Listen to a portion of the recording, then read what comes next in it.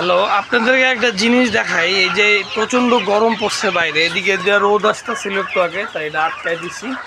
হ্যাঁ, এই যে মুরগি হা হা করতেছে এই যে গরমে।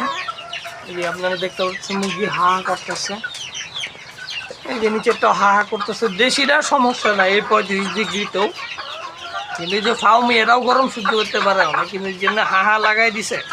এই অবস্থা আপনারা দিবেন কি? এই অবস্থা আপনারা দিবেন হচ্ছে ইলেকট্রোলাইট। এটা স্যালাইনের থেকেও ভালো স্যালাইন। এই যে হাইড্রোসল দিতে পারেন। হ্যাঁ, হাইড্রোসল এটাও অনেক ভালো। আর একটা হচ্ছে আপনার এই যে হিটলার, এটাও দিতে পারেন। 5 ml হাফ, 5 লিটারে হাফ ml অথবা 10 লিটারে 1 ml, অথবা একটু কমেও দিতে পারেন। পানি কমায় 1 ml থাকবে, 1 ml আপনারা 5 লিটারও 1 ml দিতে পারেন, তো 3 লিটারও 1 ml দিতে পারেন।